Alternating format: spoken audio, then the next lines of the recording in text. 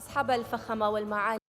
Your Highnesses, Your Excellencies, ladies and gentlemen, we start the first session of our summit under the title Building Future Plans for Knowledge Cities, moderated by the Sky News Shaltan Saliba. I'm delighted to invite the panelists,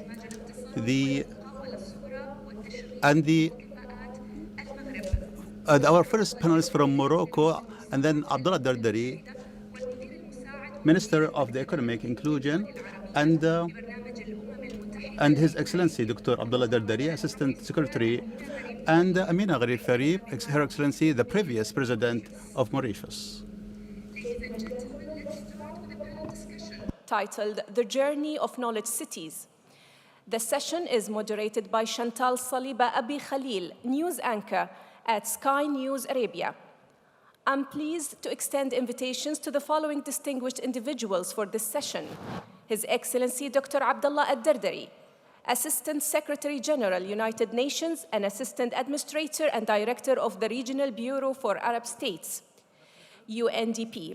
His Excellency Dr. Yunus Sakouri, Minister of Economic Inclusion, Small Business, Employment and Skills, Morocco, and Her Excellency Professor Amina Gharib Fakim, former President, Republic of Mauritius. Enjoy the session.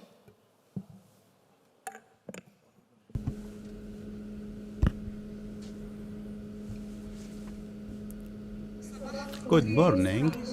Happy to be part of this session and to be part in this session.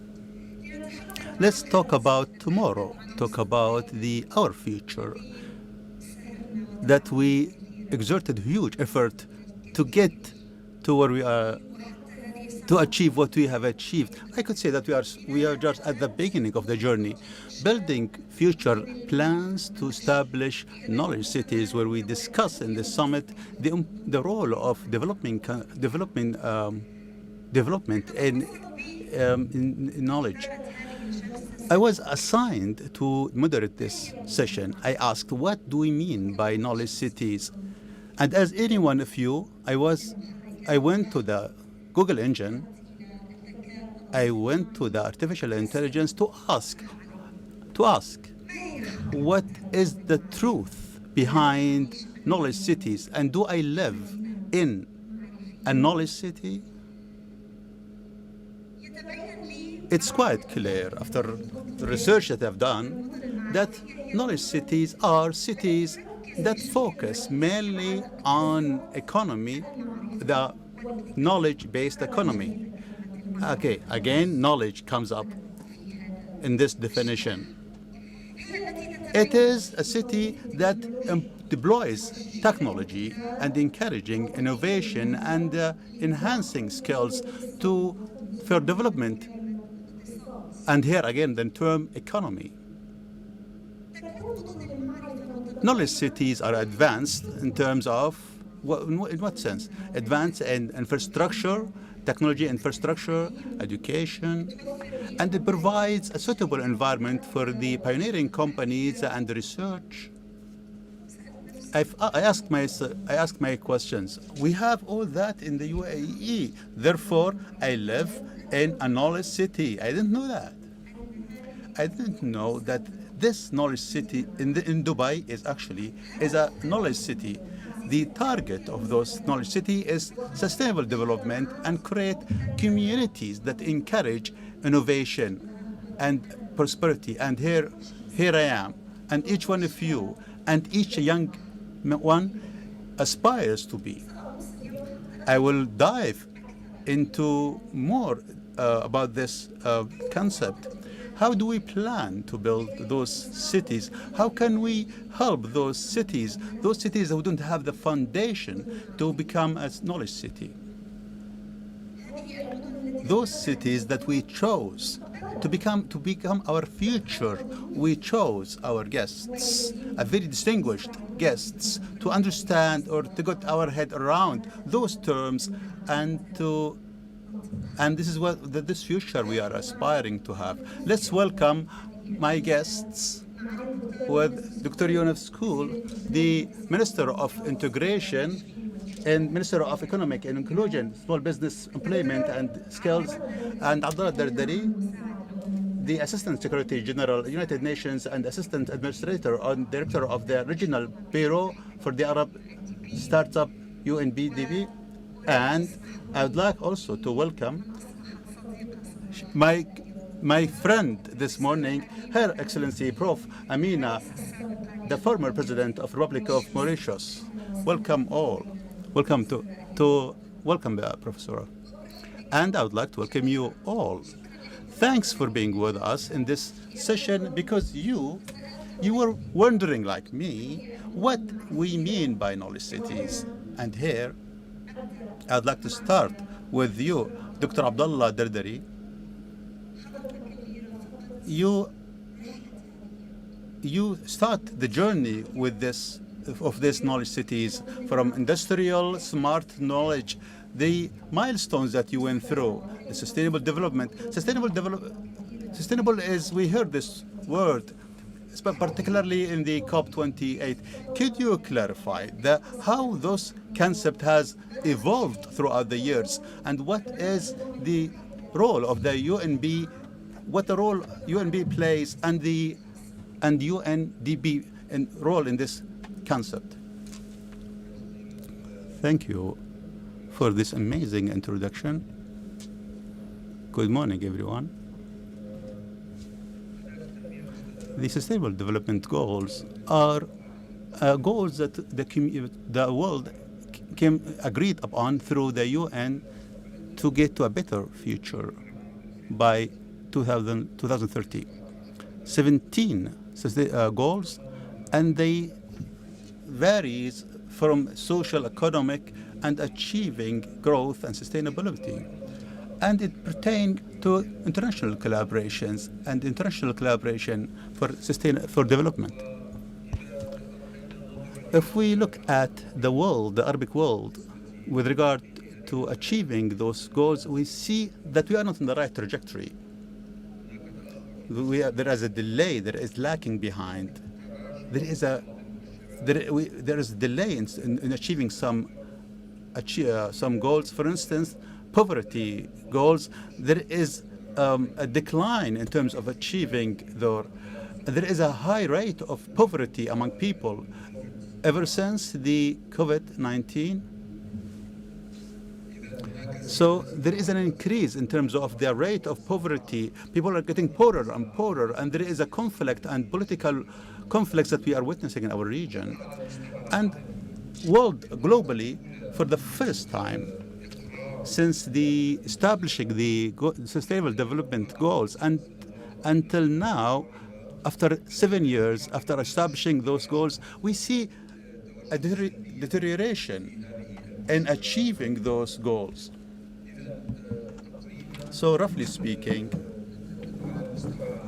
worldwide, it's clear that 30% of those goals are achieving the targets. Most of those goals are not achieving those targets, particularly after the COVID. Do you think the reason is COVID? Not necessarily. The COVID has revealed the imbalances in structure in terms of the economy, regional economy in our region.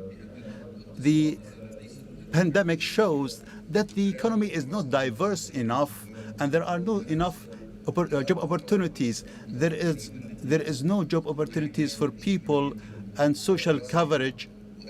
Therefore, and it was clear by the pandemic that the economic component is very weak. Therefore, the Arab world's ability to compete is very weak. Second, it was clear that the Arabic world, the economical growth in the Arabic world, that the economical growth is weak, and the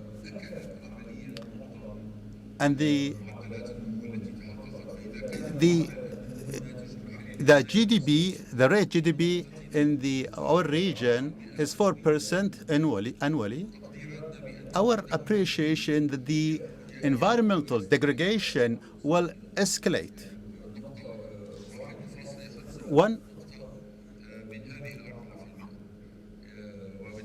Therefore, whatever left is the population increase. There is no actual growth that could be felt by the man in the street, a growth that could impact positively the livelihood of those people. Doctor, I don't want to say that I see that you are pessimistic, but you are pessimistic. Whoever works in our domain in the development has no the right to be pessimistic or optimistic. This is our work. There is no way for us but to work diligently and follow up those tasks. I cannot say that I'm pessimistic.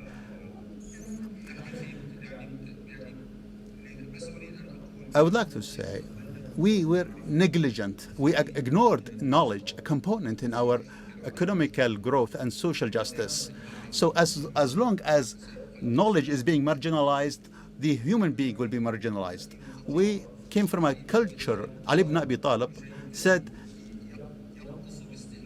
everything deteriorates the more as you use it, except knowledge. When you use it, it increases.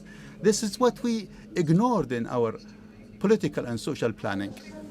At least we could say, and we could admit that we ignored knowledge, and we could say that the secret is in the knowledge that we are here today. Who represents us today? His Excellency Yunus. When I looked you up, I realized that you are older than me. You have so many accomplishments and achievements. I would like to listen from you. So you've been through all these experiences. What is your perspective on this trajectory of knowledge? I've heard that he says that we went back. There is a deterioration, but we have to work more and more. In your point of view, how do you see this path? And do you as a young man, do you think we can forge ahead, or do you think we are still away from our targets, or we can achieve our targets? Thank you very much. Thanks for arranging this session, and thanks for the invitation. I can touch on what the doctor said. First of all, we have to be optimistic. We have to be optimistic. As the Prophet, peace be upon him, says, be pessimistic, you will find the good outcomes, or the good outcomes. It has been said that in some city, there was an election to elect the mayor.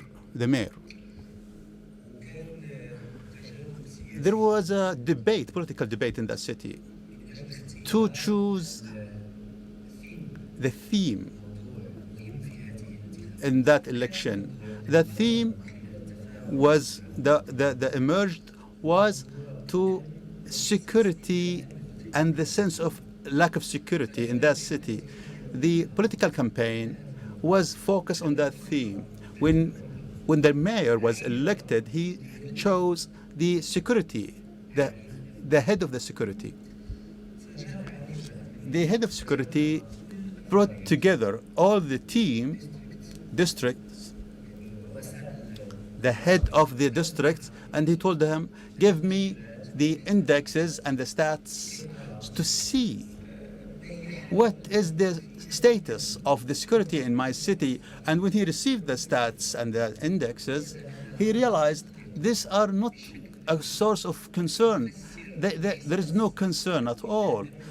That reflects why people feel that there is lack of concerns. He started wondering what is the best way to find a solution for this disparity that the doctor highlighted, disparity between what we measure as index and the sense and the feeling of people. He said, I will run some exercise. He took off the uniform, and he wore civilian, and he walked he walked in the streets every day to feel, to have the sense of the people, to live like a regular civilian. He realized after 50 or 20 days of this walking around the city, he realized the number of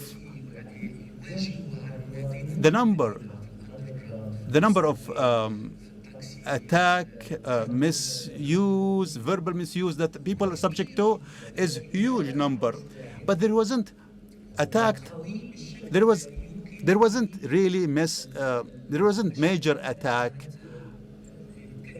that a civilian could be subject to. So what's happening here?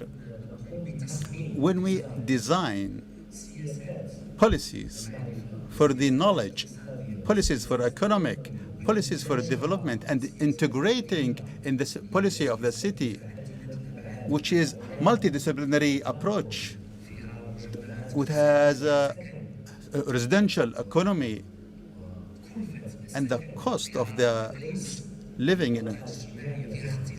There is many dimensions in one city. What happens that the indexes that we design to measure, they do not measure the impact. They don't measure the impact.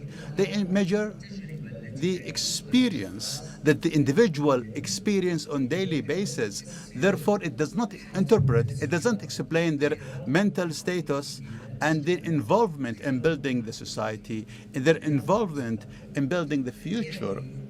That means we ventured into immaterial world. Knowledge is intangible. Knowledge is an intangible thing, but cannot be measured. Cannot be measured by the material standards like the computer. This is a very important and crucial point. I met with the delegates from the institution when they came to Morocco to have an extending understanding for the indexes that measure not only to impact the impact, but to measure the experience lived by the people, or the people's experience. We need to change the status of people and engage them in building communities. And we have so many examples.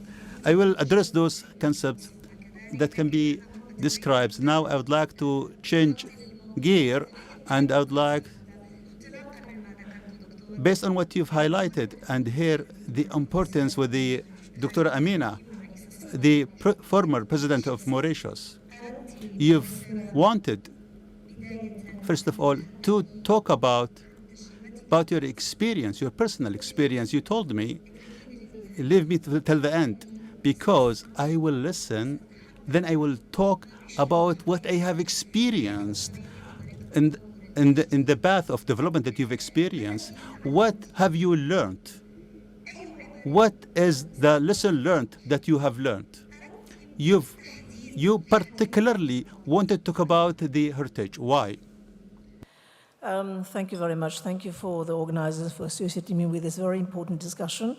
And I would also like to thank the ISESCO for bringing me to this platform. And I think ISESCO is doing a great job as well to precisely address this issue of knowledge. I have just listened to the previous speakers speak about knowledge. And I think we all agree that knowledge is really the bedrock for human improvement, for our daily livelihoods. And when we talk about knowledge, we talk about sustainability. I think these are directly linked.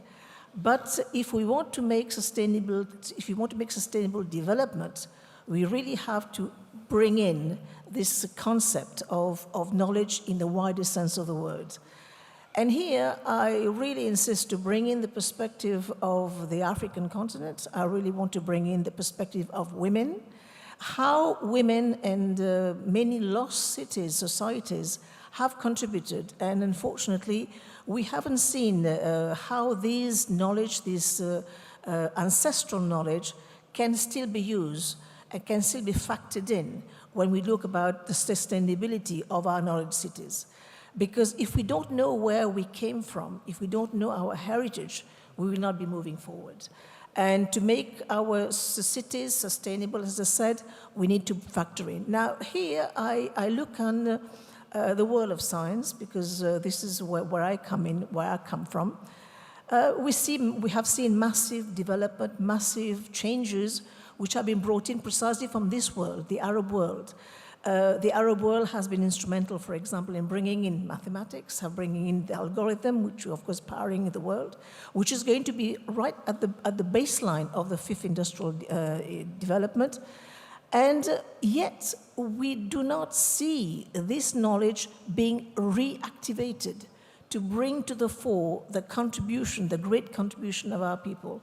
Now, if you look at a city in Africa, for example, the city of Timbuktu, we see the University of Sankore. Now, how many people know about the Sankore University in Timbuktu? How many people know that mathematics, in fact, evolved from Central Africa, where the discovery of the Shango bone came, and it existed 20,000 years ago? So these are things that we have to bring to the fore. And as we speak, I am the product of this knowledge that have come from women. I sit on the shoulders of these women who have shared precious knowledge with me on the medicinal traditions of our people, so that I could build a company. So what the messaging I'm trying to bring here is that there is a lot of information, a lot of knowledge which has been buried in our past, but it's our responsibility to bring it out to the fore, to actually flag it into our development, because my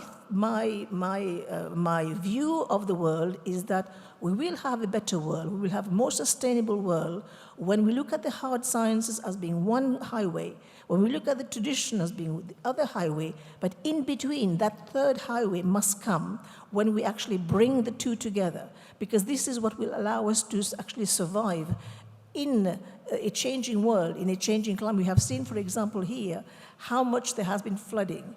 Now, how much of the practices of the past can still be used so as to make us adapt to a changing world?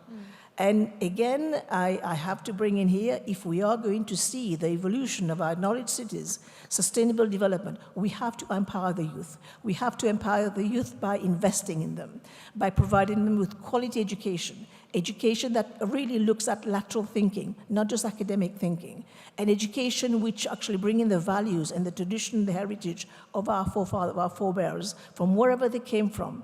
Because it's only when we invest in them that we will see the major acceptance, the empowerment of these young people who will drive. And if you look at, again, the indexes coming out from Africa, we will see that by 2050, most 60% of the world human capital, the power, will come from that continent.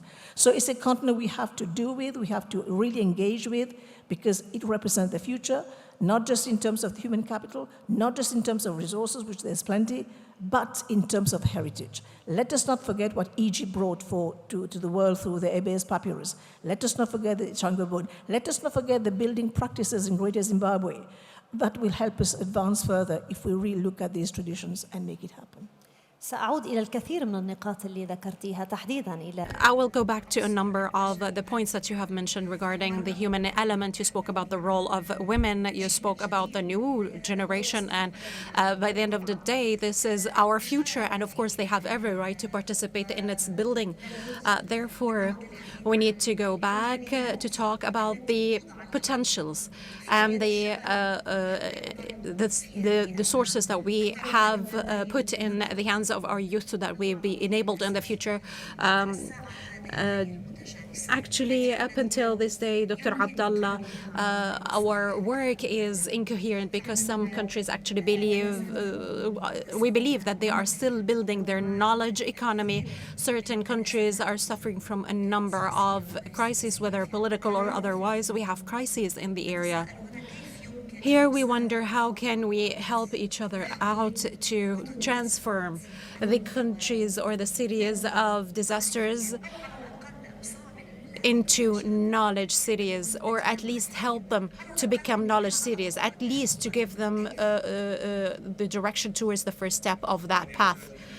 This question actually requires a lot of time to answer, but in brief, we could say that First of all, we need to think about the regional coherence in a scientific regional manner based on profits as well as correct calculation, because this type of integration is not going to be based on emotional relations or foundations. Despite being there, the emotional foundation, yet we need to have comprehensive integrated interests between countries so that any party in this type of comprehensive regional cooperation all the parties should participate and all the parties should benefit.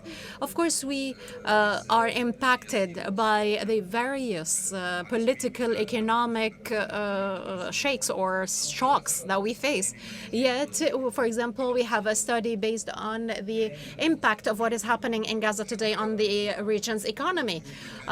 Even if we are far away geographically from what is happening, yet the economic impact is a natural thing, same as what happens in Ukraine and various other conflicts around the world. I would like to indicate certain digits or figures for this important meeting. The Arab region requires $5 trillion of investment to achieve the SDGs by 2030. $5 trillion across the entire Arab region, not just through a certain part of it. Therefore, the first question is, do we have $5 trillion ready for investment? That's a huge figure. That's not an easy one to gather or to come up with. The second thing here is that the region is not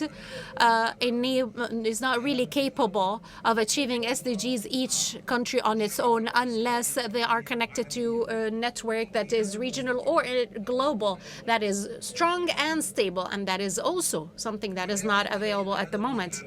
Yet, from studies, we discovered that even if we have the $5 trillion, and even if we have the political environment that is enabling such development, the only path to reach the SDGs or achieve the SDGs by 2030 is to increase the productivity, which is total factor productivity. That's the term for it. The growth rate in the region, in average, is less than 30%. The region requires 4.4 rate growth yearly, specifically in the productivity indicator, until 2030, until we reach the SDGs, until, of course, we also reach a comprehensive political and economic cohesion. And of course, I am optimistic, like His Excellency, the Minister, because if we're not optimistic, then we shouldn't be working in such positions. But I mentioned productivity due to the fact that it is the main component of knowledge in the region. Doctor, just if you excuse me, if you are optimistic, of course we need optimism. The entire region needs such optimism just to survive and live. But in fact, in light of the numbers that you have mentioned and you have added, because you said that $5 trillion is not enough, how can we reach this goal? It's as if you're saying that this is a goal we're working on, yet it's unachievable. No, if you would allow me to disagree. And that, of course, does not cause for any type of disagreement, but it is an achievable goal. First of all, the resources, the financial resources are available. Yeah, but if there is a political will, and I believe that it is there, the political will, I don't want to stray away from the topic, but I witness daily what is happening in the International General Assembly and what is happening in Gaza, and we find a unified Arab front, and the UAE had and still have a very important role in the establishment of this unified Arab stance, and therefore the political will is there. Knowledge is a very important component of our culture, because there is no Islamic culture without the knowledge component. Therefore, this project that we are working on, the cooperation between UNDP and the Mohammed bin Rashid Al Maktoum Knowledge Foundation, is a model that could be circulated some people would take as a role model, as a way for us to be able to start the knowledge process as a component of this economic development. So we have two parallel paths. The first one is probably a bit negative one through the digits that may show that it's not possible, yet you gave us another path with models through which we can choose as a way to support such path of optimism. And you said that it's going to be a long way to go. At the same time, you're giving me the hardship of reaching such goals, and also you provide me with the possibility of making them come true one way or the other through successful examples witnessed, for example, in the UAE here. My lady, if well, he said a verse speaking about aspiring or shooting high towards the sky and working hard to achieve your goals. If we have the human capital, we have the will, we have the resources, and all of that, well, we have all that and surrender to the obstacles, that is not going to lead us anywhere. Therefore, we need to march forward. And being here in the UAE in itself, as a country, was able to achieve such knowledge leap within a very short period of time. That is a role model that shows us, and that's a model that shows us that we are capable of achieving such goals. Dr. Dadari, we spoke with you about the economic as well as the political impact on our path, yet there is a social side to it, Dr. Younes Skouri. I would like to tackle with you. Within our Arab countries, there are various social differences, and that, of course, has grand reflections on the marketplace, on income, on youth. We see two types of youth that are existing in this world. They know it very well. On the other side, we're not capable, or probably didn't have the opportunity to have such knowledge capabilities. So to what extent such knowledge cities can bridge the gap between these two categories, and can such cities provide an opportunity for the excluded category to catch up? Thank you very much for your question. It's actually a continuation for what has been mentioned. The fact that economy is an approach for this topic, but also looking at it from a political economic perspective. So I would like to answer your question in three main points. The first one is institutional design. This institutional design, let's assume, for example, that we found the $5 trillion or have them. How are we going to allocate such funds? According to which channels? In all countries, there is a distinction between the central country or the central countries as well as the non-central countries who have their own institutions that are independent in its finances and human resources.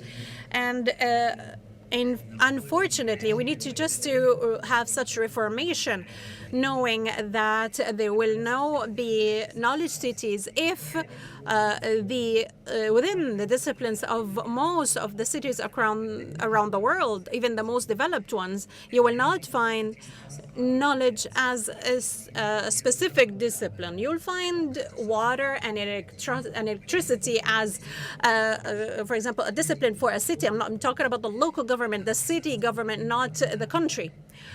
They do their own allocations, they do the bids, and they choose the companies who are going to distribute water and electricity.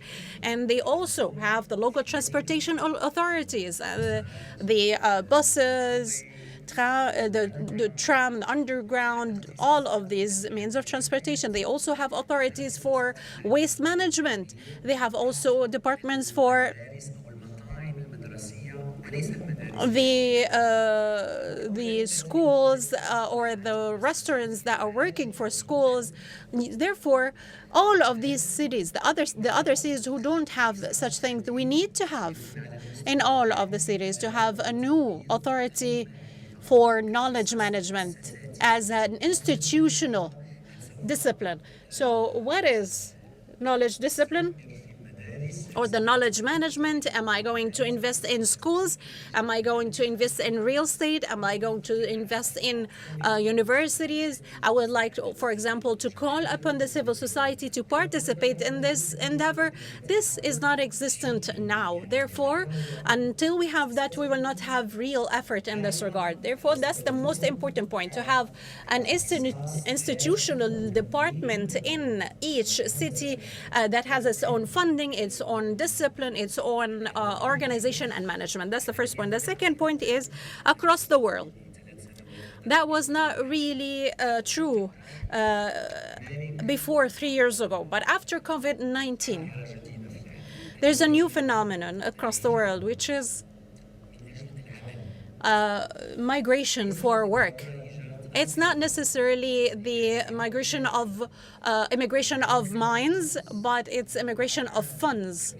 And there we can see huge figures in developing or developed countries who are suffering from the old age, the number of senior citizens, and the lack of skills and crafts, and they request other skills or such skills from other countries that are, of course, very much available in our countries. Therefore, we need to have a key and strict methodology to cope with such phenomenon, because the community of knowledge is basically built on people.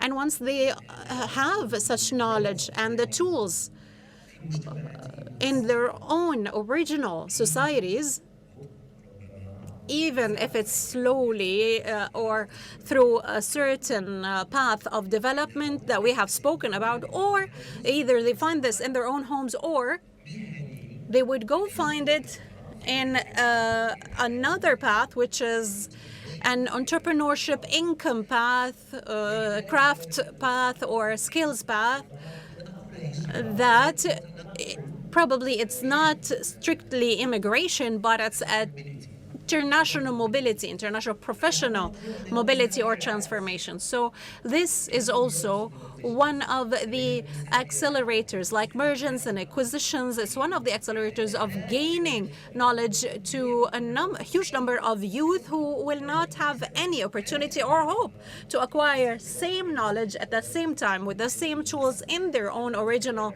home countries, because we're talking about circular migration. They move there, they settle there, and then they come back. Do they come back? There are successful stories in Morocco, with other European countries, with the circular immigration. Today, it's an essential point. The third point, and excuse me if I've taken too long of your time, the long life learning. Because, of course, we have the youth element. Yet, those who are not youth, that's another topic. We cannot really create such crack in our societies between those who are going to catch up with the knowledge train and those who are going to be left behind. Therefore, long life learning is, in fact, present in both sides, or in two areas. The first one is the whole process of knowledge, or the daily life, because we cannot really differentiate between life and daily life and knowledge, because we cannot really separate our daily life from knowledge. Things doesn't work this way, except for those who are taking a certain discipline of learning or knowledge. Yet, such knowledge is not enough to inject knowledge within the day-to-day life, or the various for example, we have 80% of our work for working. to earn our living, while 20% of our time is basically based on lifelong learning, upskilling or reskilling according to the various situation, and how to use artificial intelligence, how to use the new technologies like blockchain and so on and so forth. Therefore, we have three areas that are still suffering from shortcomings on the level of investment, on a level of institutional infrastructure investments, which is extremely important, without really waiting for immediate results, because most governments, they have immediate methodologies. They will never invest unless they have certain short-term outcomes. These are the points that we need to overcome by the decision makers, and we have experiences in that regard in Morocco. I'll give you an example for the series of professionals and skills launched by His Highness the King. We have launched this city with a huge institution or a foundation with more than 100,000 participants. They have villages of professionals. We have partnerships with, for example, the automobile industry. We have more than 1 million cars produced from Morocco, in addition to other economies.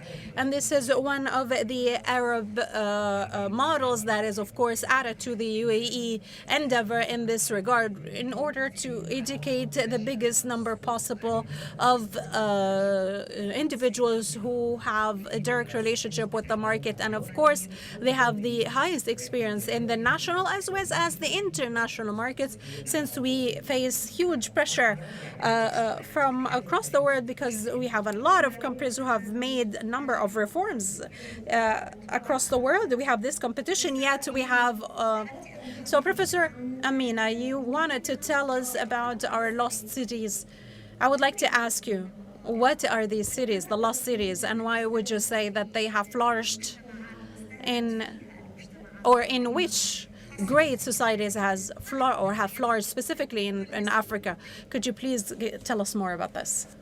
Thank you. Before I answer your question, I think I'll just like to react to what has been said about the previous speakers in ensuring the sustainability of our knowledge cities.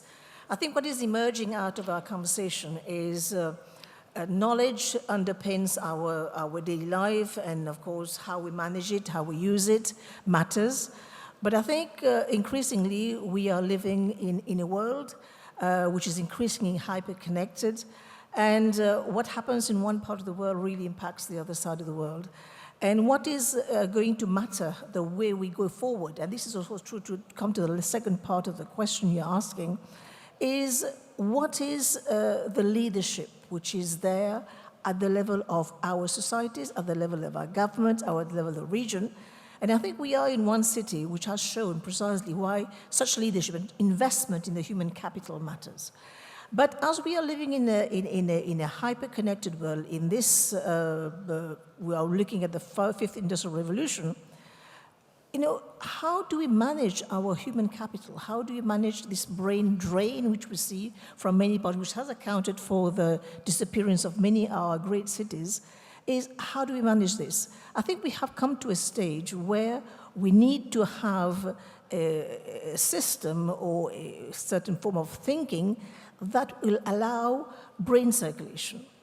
And this is, we're talking about the circular economy, brain circulation. But I think for the past 3 years, the COVID has shown us something very, very important. The connectivity helps us also to exchange faster, to share, and to share good practices. I think His Excellency has just shown also that we are living in a system where we need to have very strong institutions. A very strong institution, a very strong multilateral institution that needs to work. And we have seen recently, over the past 2 years, I would be very, very brutal to say we have seen a failure of the multilateral system. And this is something we have to revive, because we are going to, if we don't manage the multilateral system, we are going to be living in a highly fragmented and highly dangerous world. And this is not something that we need. So we need to wake up We need to make sure that our multilateral system works. We need to see to it that the proper investment is going into these. We have talked about 5 trillion, but how much of it is going to the human capital? How much is also being used to enhance collaboration? Because we will not be able to do everything, make all the mistakes. We need to learn from what others have fallen and draw the appropriate lessons. Now, to come to your question, in terms of the lost cities, there's so many across Africa, so many across the Middle East, and so many across the developing world. I say developing world is because this is where the 85% of the world population live. And this is where the 85% have contributed immensely to the emergence of what we now refer to the first world. But a lot of the knowledge, a lot of the resources have migrated from the south to the north. And in so doing, they have done so at their own risk and peril. I mentioned earlier, touched on, for example, on Timbuktu. We know that the cultural heritage of the Arab world, of the Muslim world is there. But we saw recently the damage that was brought by the fire that was set up in that part, where we lost quite a bit of the manuscript, but fortunately, I think 70% of it is still there. But how much investment are we bringing in, for example, to digitize what is left? This is our heritage. This is the legacy we have brought to the world. So we need to see how we can best collaborate so as the treasures of Timbuktu be known to the world. We look at, for example, again, I view Egypt as Africa, even though, of course, it's part of the Arab world. Geographically, Egypt has contributed so much. And if you look at, again, I go back to the world of medicine, the Ebers Papyrus, for example, whatever has been written there, the secrets, is still valid today. So what is our people, what are our societies doing to revive these old traditions, to make it real, to make it mainstream? And also, something very important, we look up to our great gurus now, tech gurus and all the rest of them, rightly so, because we need that role modeling. How many of us are bringing in the contribution of great women? I don't see many. And if we are going to move forward in this world, in this highly fragmented world, in this high-tech world, we cannot ignore the 52%, the ingenuity, the way of doing things that women bring to the table. And I have a message to our sisters here. If there is no chair for you at that table, bring your chair. And if you can't find that chair, build it. Build it and bring it. Because we need the contribution of our girls. And this is one of the reasons why I have agreed to be with ISESCO, to precisely take that girl with a hand and make sure, because women are custodian of information. Women are custodian of our cultural practices. And these cultural practices, if they're nurtured at the level of the home, with each family, with each child, moving ahead, what a better world we will have. What a much more profound world we'll have in terms of sharing, in terms of giving. And that is something which is missing in our narrative. How do we give back? How do we give back to our societies? How do we give back in terms of our knowledge? Share that knowledge so that our knowledge cities become sustainable. Flag in that information, flag in this tradition, and also be proud. And let us create hope. Because in this world we are living in right now, what is missing is hope. So our responsibility is to bring that hope to the table. Bring hope to that child growing up in Gaza. Hopefully she or he will be still living tomorrow. Make sure that we tell that child that hope is still there. It is possible, because we're going to be the guardian to see to it that this happens. Thank you. هذا الأمل الذي بات مفقوداً اليوم في ظل This hope that is lost today amongst everything that we are following today, this hope, in fact, is all that we need to go on, not just in our developmental projects, in fact, in every facet of our lives. From this hope, Doctor, I would like to ask you your evaluation of the cooperation between the private sector and the UNDP. To what extent do you rely on the private sector with all its components to achieve the SDGs in the region? Tell us more about governments, about your continuous work that shouldn't stop, of course, we have a role and a responsibility to bear. I'll start about the amount that we highlighted, $5 trillion. Obviously, the UN and even the multiple banks and the financial institutions, they don't have that amount. The one who has that amount is the private sector. Today, we have in the financial markets more than $1 trillion. They look for opportunities for investment. Therefore, it's our duty as a UNDP is to bridge the gap between the required projects in our countries and the proper funding. Therefore, in the UNDP, we work closely with Abu Dhabi Global Market, the IFC, to form a shape that bridge between the projects on one hand, particularly the climate projects pertaining to the climate and the climate change and the available financial resources. Let me give you an example. We found out that the projects that we require in Morocco or in Tunisia or in other countries, they are not well prepared in a way that allows the funding institution to fund those projects. So they are not bankable, as they are not ready to be financed, and they don't meet the conditions. Our role is to bridge the gap between the projects and the requirements of those countries in terms of projects, and also to bridge the gap with the financial funding. The problem is not the lack of finance.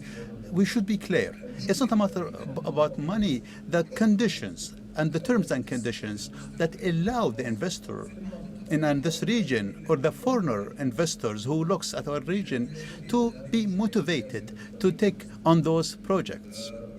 Therefore, this is our role. And I believe that the UAE will play a very pivotal role, because this is the suitable place to bridge the gap between the required projects and the funding and financing and the investment opportunity. So your target is to direct the economical efforts towards enhancing that sustainable development. This is what we are requiring at this moment. Yes, absolutely. Now, Dr. Yunus Skori, to what extent technology plays a role? So when we advance technologically speaking, where we get to a point where we hadn't been before, how can we incorporate this technology in a way that helps those competent people? Sometimes we may have misconceptions. We need to clarify some misunderstandings. Technology doesn't mean technology to build knowledge cities. Technology doesn't mean learning about technology or state of the art. That's not sufficient. Technology means to invest in preparing, equipping, preparing the infrastructure,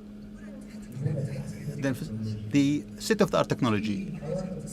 Late in the 90s and the 20s, there was investment in some countries, probably in the UAE and in Morocco, for the internet and 2G at that time and 3G and so on and so forth. And it was relatively good and successful investment and paved the way for young people to venture into technology through smartphones.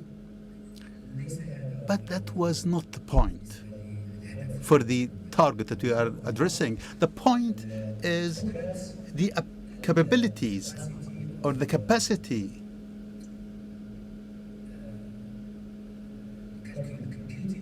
the computing capacities. If a country doesn't have the ability for computing, if it doesn't have the capacity for computer, there will be no technological investment in those countries. This is the first point.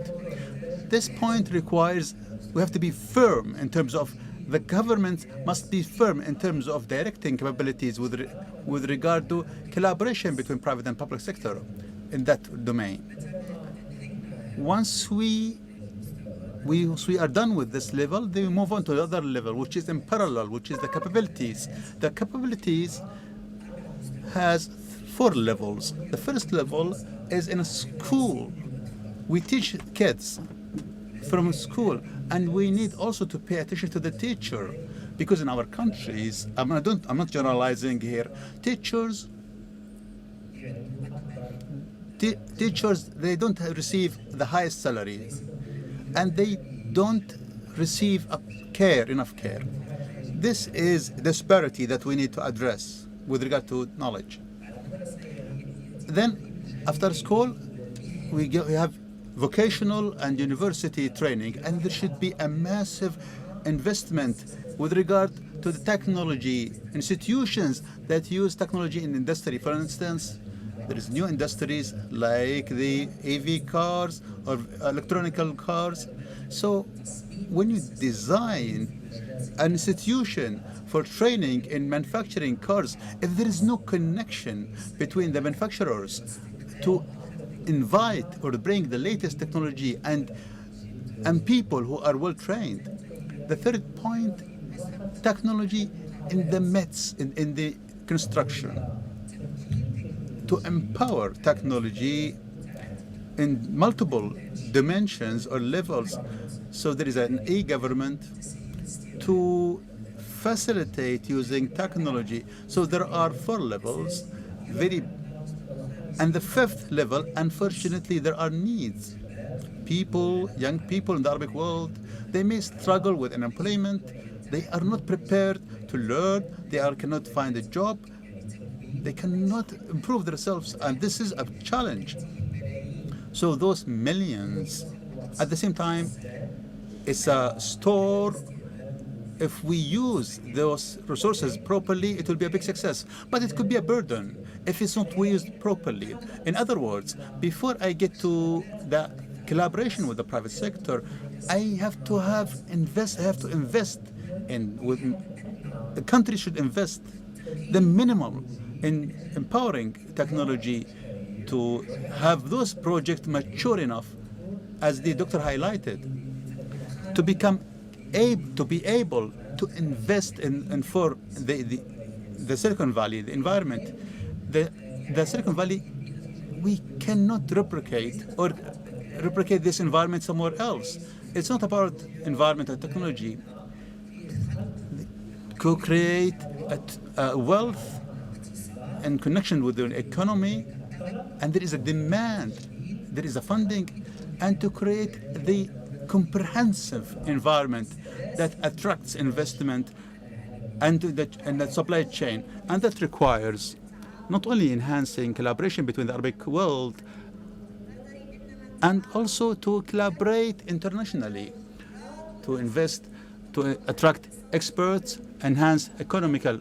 Before we wrap up, we talked about challenges, economical challenges, social challenges, but there are challenges the Professor Amina has experienced throughout her presidency in her country. I'd like to talk about the challenges that you've experienced while you were a president. Have you directed those challenges that you faced, and they are undermine? What are the main challenges that you faced where you worked as a president? You know, when you are at that level, you try to influence policy as much as you can. And I have just been listening to the need of the region, the need of countries for investment. We have seen, for example, how we need to collaborate increasingly with the private sector. But there's something that which is the elephant in the room. How much tax is the private sector paying to the governments so that the social facilities can be enhanced in countries? And this is a conversation that nobody wants to have. I've tried to have this conversation. I've been very unpopular, but I think that governments must impose certain appreciable amount of tax, and so that precisely all the issues that we've been discussing happens. If you want to build infrastructure, we need money. If you want to build health, education, quality education, connectivity, everything, we need to have money. We need to bring in the tax dollars or whatever, a real or dinars, everything, back to the fold. And this is something that we need governments to rein in. And this is, again, where the weakness lies, because nowadays we know how governments tend to operate. They tend to be very much I'm going to say, again, something very, very blunt, tend to be in bed with many of these private sector people together, and they don't address the elephant in the room, which is financing of our institutions. So let us try and break this cycle, this vicious cycle that prevents access to all these people to the very basic needs that they have, and which I think it's our responsibility to address this conversation. And that is something I would like to bring to the table. But the other challenge is that we have is we don't see many women at leadership position. And this is where, again, we fail. Because if we don't have women at leadership position, the decision taken may not be the best applicable for societies. So we need these faces there. We need the numbers. We need to get governments to agree, well, I would say, again, the quota system to have the minimum, and of course eventually go for parity. Some countries have done it, and they've done it, of course, very well. Again, there are good examples in Africa. So these are issues that I have tried to push to change the narrative, to change the conversation around these key issues of representation and, of course, of access to capital. So be it for collaboration, but more importantly, how do we invest, how do we break the cycle of inequality precisely by bringing these facilities to the poorer people. It's only when you bring money to those at the lower rung of the ladder that economies will thrive. It's very basic economics. There's nothing new in this. Put money in the hands of those who need it, they will consume, and the economy will flourish. Thank you. كثير من التفاؤل، كثير من Lots of optimism, lots of hopes out of this session, but we have to highlight, as we wrap this up, that Knowledge Cities advancement is a long-term project. Therefore, our panelists talked about hope and being optimistic. This requires commitment and coordination between private and public sector. And it requires a strategic vision, as you highlight, education, innovation, and developing skills. I would like to thank Her Excellency Amina Fakhim, former President of the Republic of Mauritius, for being with us, and Dr. Abdullah Adedari, the Assistant Secretary General, United Nations, and Assistant Administrator of the UNDP. And I would like also, I'm talking about the 5 trillion is not enough. I hope you could. I would like to highlight His Excellency Dr. Yunus Skuri, Ministry of Economic Inclusion, Small Businesses, Unemployment and Skills, Kingdom for Morocco. Thanks for sharing your comments, and I would like to thank everyone for being with us.